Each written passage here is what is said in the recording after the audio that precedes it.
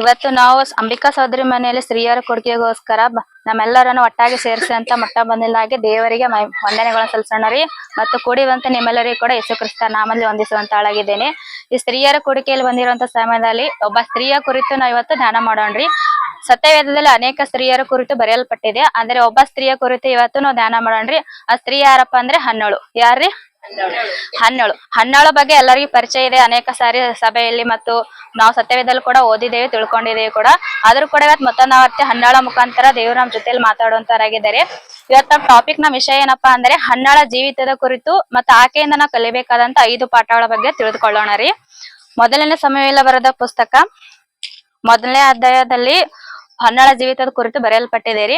ಹನ್ನಳು ಎಲ್ಕಾನನಿಗೆ 2 ಹೆಂಡತಿಯರು ಇರ್ತಾರೆ. ಒಬ್ಬಳು ಹನ್ನಳು ಮತ್ತು ಒಬ್ಬಳು ಪೆನ್ನಿನಳು ಅಂತೇಳಿ 2 ಹೆಂಡತಿಯರು ಇರ್ತಾರೆ. ಪೆನ್ನಿನೊಳಗೆ ಮಕ್ಕಳಿದ್ದಿರ್ತಾರೆ, ಆದ್ರೆ ಹನ್ನಳಿಗೇನು ಮಕ್ಕಳು ಇರೋದಿಲ್ಲ, ಅವಳು ಬಂಜೆಯಾಗಿರ್ತಾಳ್ರಿ. ಬಂಜೆಯಾಗಿದ್ದಾಗ ಪೆನ್ನಿನೊಳ ಏನ್ ಮಾಡ್ತಾಳ ಅಂದ್ರೆ ಹನ್ನಳನ್ನು ಬಹಳ ಹಿಂಸೆ ಪಡಿಸ್ತಾಳ್ರಿ, ಅವಮಾನ ಪಡಿಸ್ತಾಳ. ನಿನಗ್ ದೇವ್ರ ಮಕ್ಕಳು ಕೊಟ್ಟಿಲ್ಲ ಅಂತ ಹೇಳಿ ಅವಳಿಗೆ ಬಹಳ ಗೇಲಿಯೋದು ಮಾಡ್ತಾಳ್ರಿ. ಅವ್ರು ಪ್ರತಿ ವರ್ಷ ದೇವರಿಗಲ್ರಿ ಯಜ್ಞವನ್ನ ಅರ್ಪಿಸೋದಕ್ಕೋಸ್ಕರ, ಆರಾಧಿಸೋದಕ್ಕೋಸ್ಕರ ಶಿಲುವಿನಲ್ಲಿರುವಂತ ದೇವರ ಮಂದಿರಕ್ಕ ಹೋಗ್ತಾರಿ. ಅಲ್ಲಿ ಹೋದಾಗ ಎಲ್ಕಾನ್ ಏನ್ ಮಾಡ್ತಾನಂದ್ರೆ ಯಜ್ಞ ಅರ್ಪಿಸಿದಾಗ ಅದರಲ್ಲಿ ಒಂದು ಭಾಗವನ್ನು ಎಲ್ಲರಿಗೆ ಕೊಡ್ತಾನ್ರಿ. ಪೆನ್ನಿನೊಳಗೂ ಮತ್ತೆ ಆಕೆ ಮಕ್ಕಳಿಗೆ ಎಲ್ಲರೂ ಒಂದ್ ಭಾಗ ಕೊಟ್ಟರು, ಹನ್ನಳಿಗೆ ಒಂದೇ ಭಾಗ ಬರ್ತದೆ. ಯಾಕಂದ್ರೆ ಆಕೆಗೆ ಮಕ್ಕಳು ಇರ್ಲಾರ್ದವರಿಗೆ ಅವಳಿಗೆ ಒಂದೇ ಭಾಗವನ್ನು ಬರ್ತದ್ರಿ. ಅವಾಗ ಪೆನ್ನಿನೊಳ ಏನ್ ಮಾಡ್ತಾಳ ಅಂದ್ರೆ ಆಕಿ ಬಹಳ ಹಿಂಸೆ ಅವಮಾನ ಪಡಿಸ್ತಾಳ್ರಿ. ಅಂದ್ರೆ ದೇವರ ನಿನಗೆ ಮಕ್ಕಳನ್ನ ಕೊಟ್ಟಿಲ್ಲ, ನೀನು ಬಂಜೆ ಆಗಿಟ್ಟಿದ್ದಾನ ಅಂತ ಹೇಳ್ಕೆಸಿಂದು ಅವಳಿಗೆ ಗೇಲಿ ಮಾಡಿ ಆಕಿ ಕೆಣಕಿ ಬಹಳ ನೋಯಿಸ್ತಾಳ. ಅವಾಗ ಹನ್ನಳ ಏನ್ ಮಾಡ್ತಾಳ ಅಂದ್ರೆ ನೋಯಿಸ್ದಾಗಿ ಅವಮಾನ ಪಡಿಸ್ದಾಗ ಯಾರಿಗಾದ್ರೂ ಮನ್ಸಿಗೆ ನೋವು ಆಗ್ತದಲ್ರಿ. ಅವಾಗ ಹನ್ನಳಿ ನೋವಾಗಿ ಅವಳ ಏನ್ ಮಾಡ್ತಂದ್ರ ಅಳ್ತಾ ಕೂತಿರ್ತಾಳ್ರಿ. ಕೂತಿರೋ ಸಮಯಲ್ಲಿ ಎಲ್ಕಾನಲ್ರಿ ಹನ್ನಳಿ ಬಹಳ ಪ್ರೀತಿಸುವಂತನಾಗಿರ್ತಾನ. ಹೋಗಿ ಹನ್ನಳ ಹತ್ರ ಕೇಳ್ತಾನ್ರಿ, ನೀ ಯಾಕೆ ಅಳ್ತಾ ಇದೀಯಾ, ನೀವ್ ಊಟ ಮಾಡಕ್ ಕಾರಣ ಏನು ಅಂತ ಹೇಳಕಿ ಕೇಳಿ ಸಮಾಧಾನ ಪಡಿಸಿ ಏನಂತಾನಂದ್ರೆ 10 ಮಂದಿ ಮಕ್ಕಳಿಗಿಂತ ನನಗೆ ಹೆಚ್ಚಿನವನಾಗಿದ್ದೇನಲ್ಲ, ಯಾಕೆ ನೀ ದುಃಖ ಪಡ್ತಿ ಅಂತ ಹೇಳ್ಕೆಸಿಂದು ಎಲ್ಕಾನನ ಹನ್ನಳಿ ಸಮಾಧಾನ ಪಡಿಸ್ತಾನ್ರಿ. ಅದನ್ನ ಹನ್ನಳಿಗೇನೋ ಮಾತು ಸಮಾಧಾನ ಆಗೋದಿಲ್ಲಕಿ. ಅವಳ ಏನ್ ಮಾಡ್ತಾಳ ಅಂದ್ರೆ ನನ್ ಸಮಸ್ಯೆಗೆ ನನ್ ಪರಿಹಾರ ಕೆಲ್ ಸಿಗ್ತದ ಅಂತ ಹೇಳ್ಕೆಸಿಂದ ಅವಳು ಯೋಚನೆ ಮಾಡಿ ದೇವರ ಆಲಯಕ್ಕೆ ಹೋಗ್ತಾಳ್ರಿ. ಹೋಗಿ ಅಲ್ಲಿ ಮೊಳಕಾಲು ಊರ್ ಕೆಸಿಂದ ಅವಳು ಪ್ರಾರ್ಥನೆ ಮಾಡ್ತಾಳ್ರಿ.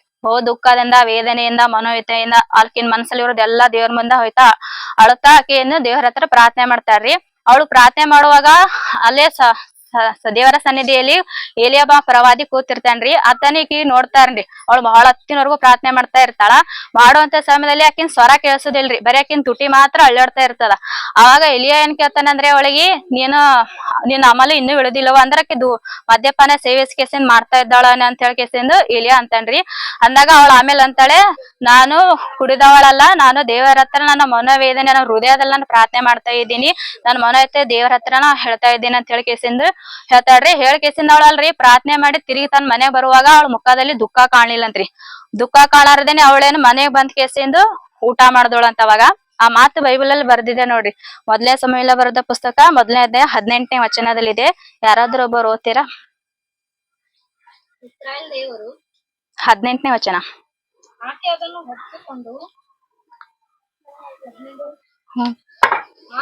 ನಿನ್ನ ದಾಸಿಯ ಮೇಲೆ ಕಟಾಕ್ಷವಿರಲಿ ಎಂದು ಹೇಳಿ ಹೊರಟು ಹೋಗಿ ಊಟ ಮಾಡಿದಳು. ಆಮೇಲೆ ಆಕೆಯ ಮೊರೆಯಲ್ಲಿ ದುಃಖವು ಕಾಣಲಿಲ್ಲ. ಏನೈತಂತ್ರಿ? ಆಕೆಯ ಮೊರೆಯಲ್ಲಿ ದುಃಖ ಕಾಣಲಿಲ್ಲ. ಮೊರೆ ಅಂದ್ರೆ ಮುಖದಲ್ಲಿ. ಆಕಿನ ಮುಖದಲ್ಲಿ ಏನಂತಂತ್ರಿ? ದುಃಖ ಕಾಣಲಿಲ್ಲ. ದುಃಖ ಯಾವಾಗ ಕಾಣಲಿಲ್ಲ ಅಂದ್ರೆ ಆಕೆ ದೇವರ ಸನ್ನಿಧಿಯಲ್ಲಿ ಪ್ರಾರ್ಥನೆ ಮಾಡಿ ಹೋದಾಗ ಅವಳ ಮುಖದಲ್ಲಿ ಏನು ದುಃಖ ಕಾಣಲಿಲ್ಲ ಅಂತ. ಅವಳ ಮನೆಗೆ ಹೋಗಿ ಪ್ರಾರ್ಥನೆ ಮಾಡಿದಾಗ ಆಮೇಲೆ ಅವ್ರು ಏನ್ ಮಾಡಿದ್ರಂತೆ, ತಿರುಗಿ ಶಿಲುವಿನಿಂದ ತಮ್ಮ ಊರಿಗೆ ಬಂದರಂತ್ರಿ. ಬಂದಿ ಸ್ವಲ್ಪ ದಿನಗಳಾದ್ಮೇಲೆ ಆಕೆಗೆ ದೇವ್ರೇನ್ರಿ ಸಂತಾನ ಭಾಗ್ಯ ಕೊಟ್ಟನು. ಕೊಟ್ಟಿ ಅವಳು ಒಂದು ಮಗುವಿಗೆ ಜನ್ಮ ಕೊಟ್ಟಳು. ಆ ಮಗನಿಗೆಲ್ರಿ ಆಕೆ ಏನಂತ ಹೆಸರಿಡ್ತಾಳಂದ್ರೆ, ನಾನು ದೇವರಲ್ಲಿ ಪ್ರಾರ್ಥನೆ ಮಾಡಿ ಬೇಡಿಕೊಂಡಿದ್ದೇನೆ ಅಂತ ಹೇಳ್ಕೆಸಿಂದ ಆ ಮಗನಿಗೆ ಸಮುವೇಲ್ ಅಂತ ಹೇಳ್ಕೆಸಿಂದ ಹೆಸರಿಡ್ತಾಳ್ರಿ. ಏನ್ ಹೆಸರಿಡ್ತಾಳ್ರಿ? ಸಮುವೇಲ್ ಹನ್ನಳ ಮಗನಾಗಿರ್ತಾನ್ರಿ.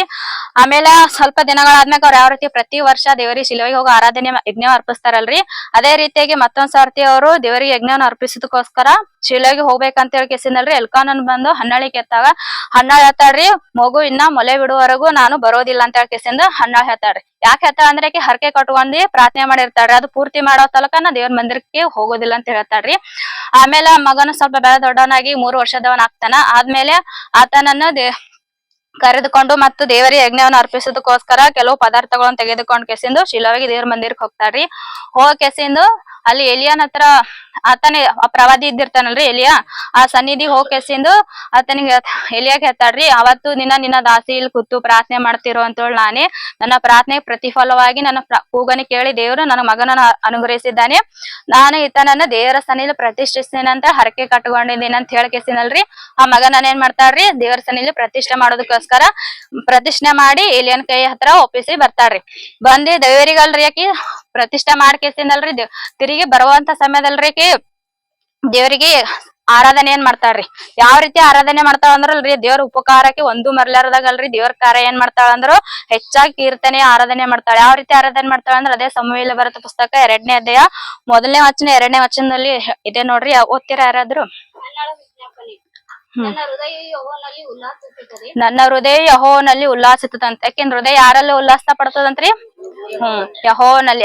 ಯಾಕಿಂದ ಉಲ್ಲಾಸ ಪಡ್ತದಂದ್ರ ದೇವರು ಆಕಿಗೆ ಮಾಡೇಂತ ಕಾರ್ಯ ಆಕಿ ಏನು ಮರ್ಲಾರದಂಗೆ ದೇವರನ್ನ ಅಷ್ಟು ಸುತ್ತಿಸ್ತಾಳಂತ. ಮತ್ತೆ ನನ್ನ ಕೊಂಬು ಯೆಹೋವನಿಂದ ಎತ್ತಲ್ಪಟ್ಟಿದೆ, ಶತ್ರುಗಳ ಮುಂದೆ ನನ್ನ ಬಾಯಿ ತೆರೆದಿರುವುದು. ಆಕಿನ ಕೊಂಬು ಯಾರ್ಲಿಂತ ಎತ್ತಲ್ಪಟ್ಟಿದೆ ಅಂತ್ರಿ? ಕೊಂಬು ಅಂದ್ರೆ ತಲೆ. ಆಕಿನ ತಲೆ ತೆಗಿಸಲ್ಪಟ್ಟಿತ್ತಲ್ಲ, ಆಕಿ ಪೆಣ್ಣಿನೊಳೆ ಏನಾಗಿರ್ತಾಳ್ರಿ ಹನ್ನಳಿಗೆ ಸವತಿ ಆಗಿರ್ತಾಳ. ಆಕಿನ ಮುಂದೆ ಆಕಿನ ತಲೆ ತೆಗಿಸಲ್ಪಟ್ಟಿತ್ತು. ಅವಳಿಂದ ದಿನಾ ಅವಮಾನ ಪಡ್ತಾ ಇದ್ದಳು. ಆ ಸಮಯದಲ್ಲಿ ದೇವರಿಗೆ ಏನಂತ ಆರಾಧನೆ ಮಾಡ್ತಾಳೆ ಅಂದ್ರೆ ನನ್ನ ಕೊಂಬು ಯೆಹೋವನಿಂದ ಎತ್ತಲ್ಪಟ್ಟಿದೆ, ಶತ್ರುಗಳ ಮುಂದೆ ನನ್ನ ಬಾಯಿ ತೆರೆದಿದೆ. ಅಂದ್ರೆ ಈಗ ಆಕಿಗೆ ಶತ್ರುವಿನ ಆದಳಲ್ಲ ರೀ ಮನೆಯಲ್ಲಿ, ಅಷ್ಟು ಹಿಂಸೆ ಪಡಿಸೋದ್ರಿಂದ ಶತ್ರು ಆಗಿದ್ರಿಂದಲೇ ಅವಳ ಮುಂದೆ ಆಕಿ ದೇವ್ರ ಏನದನ್ರಿ ತಲೆ ಬಾಯಿ ತೆರೆಯೋ ರೀತಿಯಲ್ಲಿ ಅಂದ್ರೆ ಆಕಿ ಬಾಯಿ ತೆರೆದ್ ಮಾತಾಡೋ ರೀತಿಯಲ್ಲಿ ದೇವ್ರ ಏನ್ ಮಾಡದನ್ರಿ ಆಕಿ ಅಷ್ಟ್ ಹೆಚ್ಚಾಗಿ ಆಶೀರ್ವಾದ ಮಾಡದನು. ಇದರಿಂದ ನಾವು ಹನ್ನಾಳ ಜೀವಿತದಿಂದ ನಾವ್ ಏನ್ ಕಲಿಬೇಕು? 5 ಪಾಠಗಳಪ್ಪ ಅಂದ್ರೆ, ಮೊದಲನೇ ಪಾಠ ತನ್ನ ಸಮಸ್ಯೆಗೆ ಎಲ್ಲಿ ಪರಿಹಾರ ಸಿಗುತ್ತದೆ ಎಂದು ಗ್ರಹಿಸಿಕೊಂಡು ದೇವರನ್ನು ಪ್ರಾರ್ಥಿಸಿದಳ್ರಿ. ಏನ್ ಮಾಡ್ದಳ್ರಿ? ತನ್ನ ಸಮಸ್ಯೆಗೆ ಎಲ್ಲಿ ಪರಿಹಾರ ಸಿಗ್ತದಂತ ಕೂತ್ ಯೋಚನೆ ಮಾಡಕಿ ದೇವರನ್ನೇನು ಪ್ರಾರ್ಥಿಸಿದಳು. ಇವಾಗ ನಮ್ ಜೀವಿತದಲ್ಲಿ ಕೂಡ ಎಂತದೇ ಸಮಸ್ಯೆ ಇರಲ್ರಿ, ಅಂತ ಆ ಸಮಸ್ಯೆಗೆ ಪರಿಹಾರ ನನ್ ದೇವರ ಸಿಗ್ತದ ಅಂತ ಹೇಳ್ಕೇಸಿಂದ ನಾವು ಕೂಡ ಹನ್ನಾಳಂತ ಪ್ರಾರ್ಥಿಸೋರ್ ಆಗಿರ್ಬೇಕು. ಇದು ಮೊದಲನೇ ಪಾಠ ಆಕಿಂದ ಕಲಿಬೇಕಾಗಿರುವಂತದ್ದು. ಮತ್ತೆ 2ನೇದು ನಾವಿರಂತ ಸ್ಥಿತಿಯಿಂದ ನನ್ನನ್ನು ಮಾರ್ಪಡಿಸುವಂತವ್ರು ಯೆಹೋವ ದೇವ್ರ ಒಬ್ಬರ ಅಂತ ಹೇಳಿ ಕೇಸಿನಲ್ರಿ ಆಕಿ ಪರಿಪೂರ್ಣವಾಗಿ ವಿಶ್ವಾಸ ಮಾಡದಳ್ರಿ. ಅಂದ್ರೆ ಆಕಿ ಇರುವಂತ ಪರಿಸ್ಥಿತಿ ಅಲ್ರಿ, ಆ ಸ್ಥಿತಿ ಆ ರೀತಿ ತಕ್ಕಿಂದು ಬಂಜೆ ಆಗಿದ್ದೊಳಿಗೆ ಆ ಸ್ಥಿತಿಯಿಂದ ಯಾರು ಮಾರ್ಪಡಿಸ್ತಾರ್ರಿ? ಒಂದ್ಸರ್ತಿ ವೈದ್ಯರು ಕೂಡ ಕೈ ಬಿಡ್ತಾರೆ. ಯಾರಿಂದಲೂ ಆಗಂತ ಸ್ಥಿತಿಯಲ್ಲಿ ಇರುವಾಗ ಆ ಸ್ಥಿತಿಯಿಂದಕಿನ್ನ ಯಾರು ಮಾರ್ಪಡಿಸ್ತಾರ ಅಂತ ಹೇಳಿ ಅವಳು ಏನ್ ಮಾಡ್ದನ್ರಿ ಪರಿಪೂರ್ಣವಾಗಿ ವಿಶ್ವಾಸ ಮಾಡ್ದವಳು. ಸುಮ್ಮನೆ ಜರ ಮರ್ದ ವಿಶ್ವಾಸ ಮಾಡಿಲ್ಲ ಅವಳು. ಯಾವ ರೀತಿ ವಿಶ್ವಾಸ ಮಾಡ್ದಳ್ರಿ? ಪರಿಪೂರ್ಣವಾಗಿ ವಿಶ್ವಾಸ ಮಾಡ್ದಳು. ಇವಾಗ ನಾವು ಕೂಡ ವಿಶ್ವಾಸ ಮಾಡ್ತೀವಿ, ಆದ್ರೆ ಪರಿಪೂರ್ಣವಾಗಿ ವಿಶ್ವಾಸ ಇರೋದಿಲ್ಲ. ಒಂದೊಂದ್ ಸಮಸ್ಯೆ ಬಂದ್ರೆ ಒಂದ್ ಸ್ಥಿತಿಯಲ್ಲಿ ನಾವ್ ಇದ್ರೆ ಈ ಸ್ಥಿತಿ ನಂದು ಇದೇ ರೀತಿ ಇರ್ತದೇನಪ್ಪಾ, ನನ್ ಮಾರ್ಪಡ್ತದಿಲ್ಲೋ, ಇದೇ ರೀತಿ ನಾವ್ ಇರ್ಬೇಕೇನೋ ಅಂತ ಅನಿಸ್ತದ ಒಂದೊಂದ್ಸರ್ತಿ. ಆದ್ರೆ ಅದು ಪರಿಪೂರ್ಣ ವಿಶ್ವಾಸ ಇರ್ಬೇಕು. ಎಂತ ಸ್ಥಿತಿ ಇದ್ರು ಕೂಡ ದೇವ್ರ ನನಗ್ ಮಾರ್ಪಡಿಸ್ತಾನ ಒಂದ್ ದಿನದಲ್ಲ ಅನ್ನುವಂತ ವಿಶ್ವಾಸ ನಮ್ಮಲ್ಲಿ ಇರ್ಬೇಕು. ಇದು ಹನ್ನಾಳಿಂದ ಕಲಿಬೇಕಾದಂತ 2ನೇ ಪಾಠ. 3ನೇದು ಹನ್ನಾಳು ತನ್ನ ಪ್ರಾರ್ಥನೆಯನ್ನು ದೇವರು ಕೇಳಿದ್ದಾನೆ ಮತ್ತು ನನಗೆ ಮಗನನ್ನು ಅನುಗ್ರಹಿಸುತ್ತಾನೆ ಅಂತೇಳಿ ಹನ್ನಾಳು ನಂಬಿದಳು. ಅವಳು ನಂಬೆ ಪ್ರಾರ್ಥನೆ ಮಾಡಿದಳಲ್ರಿ, ನನ್ ಪ್ರಾರ್ಥನೆ ಖಚಿತವಾಗಿ ದೇವ್ರು ಉತ್ತರ ಕೊಡ್ತಾನ ಅಂತ ಹೇಳಿ ಕೇಸಂದು ಅವಳು ಪ್ರಾರ್ಥನೆ ಮಾಡಿದಳು. ಯಾವ ರೀತಿ ಪ್ರಾರ್ಥನೆ ಮಾಡಿದಳು ಅಂದ್ರೆ, ಮೊದಲನೇ ಸಮಯವಿಲ್ಲ 11ನೇ ವಚನದಲ್ಲಿದೆ ನೋಡ್ರಿ. ಅವಳು ಯಾವ ರೀತಿ ದೇವರನ್ನು ಪ್ರಾರ್ಥನೆ ಮಾಡಿದಳು ಅಂದ್ರೆ, ಕೊಡ್ತಾನ ದೇವ್ರ ಖಚಿತವಾಗ ಅಂತ ಹೇಳಿ ನಂಬಿ ಅವಳು ಪ್ರಾರ್ಥನೆ ಮಾಡಿದಳು. ನಾವು ಕೂಡ ಯಾವುದೇ ಒಂದ್ ವಿಷಯಕ್ಕೋಸ್ಕರ ಪ್ರಾರ್ಥನೆ ಮಾಡಿದ್ರು ಕೂಡ ಅದನ್ನ ನಂಬಿ ಪ್ರಾರ್ಥನೆ ಮಾಡ್ಬೇಕ್ರಿ. ಇದು ನನಗ್ ದೇವ್ರ ಕೊಡ್ತಾನ, ಇದು ಕೊಡೋ ತನಕ ನಾನು ಬಿಡ್ಬಾರ್ದ ಅಂತ ಹೇಳಿ ದೇವರಲ್ಲಿ ಪ್ರಾರ್ಥನೆ ಮಾಡ್ಬೇಕು. ಹನ್ನಾಳ ಅಂತ ಜೀಲು ನಮ್ಮಲ್ಲಿ ಇರ್ಬೇಕು. ಮತ್ತ 4ನೇದು ಹನ್ನಾಳ ಪ್ರಾರ್ಥನೆಯಲ್ಲಿ ಬೇಡಿಕೊಂಡ ಮೊರೆಗೆ ಅವಳೇನು ಬದ್ದಾಳಾಗಿದ್ದಳು. ಅಂದ್ರೆ ಈಗ ಆಕಿ ದೇವರ ಹತ್ರ ನನಗೊಬ್ಬ ಮಗನನ್ನು ಕೊಡು, ಆತನನ್ನ ನಾನೇನ್ ಮಾಡ್ತೀನಿ ನಿನಗೆ ಪ್ರತಿಷ್ಠೆ ಮಾಡ್ತೀನಿ ಅಂತ ಹೇಳಿಸಿಂದು ಅವಳು ಬದ್ದಾಳಾಗಿದ್ದಳು. ಅಂದ್ರೆ ಈ ಮಾತಿನ ಪ್ರಕಾರವಾಗಿ ಅವಳು ದೇವರಲ್ಲಿ ಹೋಗಿ ಮಗನನ್ನ ಏನ್ ಮಾಡಿದಳ್ರಿ ಪ್ರತಿಷ್ಠೆ ಮಾಡಿದಳು. ಅಂದ್ರೆ ಅವಳ ಪ್ರಾರ್ಥನೆಗೆ ಕೊಟ್ಟ ಮಾತಿಗೆ ಅವಳೇನದು ಬದ್ದಾಳಾಗಿದ್ದಳು. ಅಂದ್ರೆ ಈಗ ನಾವು ಕೂಡ ಯಾವುದೇ ಒಂದು ವಿಷಯಕ್ಕೋಸ್ಕರ ದೇವರ ಹತ್ತಿರ ಪ್ರಾರ್ಥನೆ ಮಾಡಿ, ದೇವ್ರೆ ನಾವು ಒಂದ್ಸರಿ ಹರಕೆ ಕಟ್ಕೊತಿದೇವ್ರಿ, ದೇವ್ರೆ ನನ್ಗೆ ಇದು ಕೊಟ್ರ ನಾನ್ ಇದ್ ಮಾಡ್ತೀನಿ ಅಂತೇಳಿ ಆ ಕೊಟ್ಟ ಮಾತಿಗೆ ನಾವು ಕೂಡ ಹನ್ನಾಳಂತೆ ಬದ್ದಾಳಾಗಿ ಇರ್ಬೇಕು. ಮತ್ತ 5ನೇದು ದೇವರ ಕಾರ್ಯವನ್ನ ಹನ್ನಾಳು ಹೆಚ್ಚಾಗಿ ಕೀರ್ತನೆ ಮಾಡಿದಳು. ನಮ್ಮಲ್ಲಿ ಕೂಡ ದೇವರು ನಾವೆಲ್ಲ ಮಾಡಿದಂತ ಪ್ರಾರ್ಥನೆಗೆ ದೇವ್ರ ಉತ್ತರ ಕೊಟ್ಟು ನಮಗ ಆಶೀರ್ವಾದ ಮಾಡಿದಾಗ ಅದಾವ್ ನಮ್ಮಲ್ಲಿ ನೆನಪಿ ಕೃತಜ್ಞತೆ ಅನ್ನೋದು ನಮ್ಮಲ್ಲಿ ಇರ್ಬೇಕ್ರಿ. ದೇವ್ರ ಆಶೀರ್ವಾದ ಮಾಡಿದ್ಮೇಲೆ ನಾವ್ ಹೆಚ್ಚಾಗಿ ದೇವರನ್ನ ಏನ್ ಮಾಡ್ಬೇಕು? ಕೀರ್ತನೆಗಳು ಆರಾಧನೆಗಳನ್ನು ಸಲ್ಲಿಸ್ಬೇಕು. ದೇವರನ್ನ ಏನ್ ಮಾಡ್ಬೇಕ್ರಿ? ಸನ್ಮಾನಿಸ್ಬೇಕು. ಹನ್ನಾಳು ಸನ್ಮಾನಿಸ್ದಳ ಇಲ್ಲ ಸನ್ಮಾನಿಸ್ರಿಂದ ದೇವರ ಅವಳ ಜೀವಿತದಲ್ಲಿ ಎಷ್ಟೋದ್ ಆಶೀರ್ವಾದ ಮಾಡದನಂದ್ರೆ, ಅವಳಿಗೆ ಆಕಿ ಒಬ್ಬನೇ ಮಗ ಬೇಕಂತ ಕೇಳಿದಳು. ಕೇಳಿದ್ರೆ ದೇವ್ರ ಒಬ್ಬನೇ ಮಗನ ಕೊಟ್ಟ ಮ್ಯಾಕೆ ಅನ್ಕೋಬೇಕಿತ್ತಲ್ಲ, ನಂಗೆ ಒಬ್ಬನೇ ಮಗ ಕೊಟ್ಟಾನ ದೇವ್ರ, ಮತ್ ಮುಂದ್ ನಂಗ್ ಮಕ್ಕಳು ಆಗ್ತಾವ ಇಲ್ಲೋ ಅಂತ ಹೇಳಿ ಯೋಚನೆ ಮಾಡ್ಬೋದಿತ್ತು. ಆದ್ರೆ ಅವಳು ಏನು ನನ್ನ ಮಗ ಮುಂದ್ ಹುಡ್ತಾರಿಲ್ಲೋ ನಂಗೆ ಗೊತ್ತಿಲ್ಲ, ಆದ್ರೆ ನಾ ದೇವ್ರ ಕೊಟ್ಟು ಮಾತ್ ಪ್ರಕಾರ ನಾ ತಪ್ಪಲಾರ್ದೆ ಮಗನನ್ನ ಏನ್ ಮಾಡ್ತೀನಿ ದೇವ್ರ ಪ್ರತಿಷ್ಠೆ ಮಾಡ್ತೀನಿ ಅಂತ ಹೇಳವಳು ಗಟ್ಟಿಲಿಂದ ಪ್ರತಿಷ್ಠೆ ಮಾಡಿ ತಿರುಗಿ ಮನೆಗ್ ಬಂದಾಗ ದೇವ್ರ ಅವಳನ್ನು ಸಮುವೇಲಗ್ ಬಿಟ್ಟ 5 ಜನ ಮಕ್ಕಳನ್ನ ದೇವ್ರ ಕೊಟ್ಟದನ್ರಿ. ಅಷ್ಟು ದೊಡ್ಡಾಗಿ ಹೆಚ್ಚಾಗಿ ದೇವ್ರು ಆಶೀರ್ವಾದ ಮಾಡೋದನ್ನ 12ರಿಂದ ನಾವು 5 ಪಾಠಗಳನ್ನು ಕಲಿಬೇಕು. ದೇವ್ರಿಗೆ ವಾಕ್ಯವನ್ನ ನಮ್ಮೆಲ್ಲರ ಆತ್ಮೀಯ ಲಾಭಕ್ಕಾಗಿ ಆಶೀರ್ವಾದ.